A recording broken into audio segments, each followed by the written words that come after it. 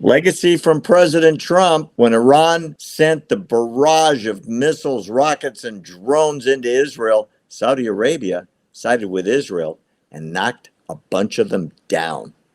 Really, Saudi Arabia protected Israel.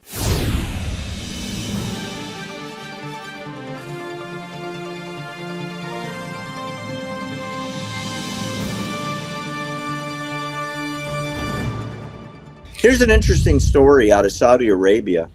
It's come out in the last few days that when the monster, and I mean that literally, the monster missile attack came from Iran, the biggest in world history in a single day of missiles, rockets, and drones, Saudi Arabia, and this goes back to everything Trump did, I give Trump the credit for this, had opened up lines of communication with the Saudi royal family to say, your enemy is our enemy. We should be friends. Saudi Arabia apparently shot down a bunch of missiles going over their territory. And that's according to MBS, who is the crown prince who basically runs Saudi Arabia, Mohammed bin Salman.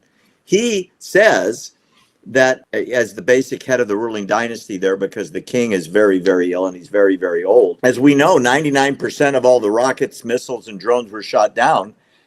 Apparently, a bunch of them by MBS authorizing it to not cross Saudi territory. So Saudi Arabia has subtly acknowledged that they were involved in preventing these drones from crossing their territory and, in effect, sided with Israel, the United States, with Jordan, France, and Great Britain against Iran.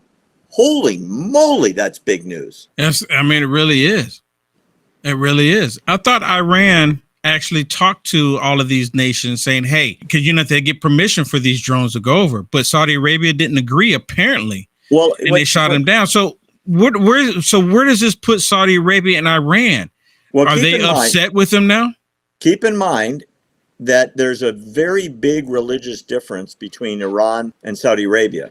Iran is the head of the more extreme branch of Islam, and Saudi Arabia, the more, I would say, subtle branch. But then again, the Sunnis in Saudi Arabia are the ones that blew up the World Trade Center twice. Yeah. So this is the Shiites and the Sunnis, right? We're talking the Shiites are in Iran. They hate the Sunnis, and the Sunnis are in Saudi Arabia, and they hate the Shiites. And very often, like in the big war in the 80s between Iran and Iraq, it was Sunni versus Shiite. And Iran has tried to bridge that gap. They did have meetings with Saudi Arabia.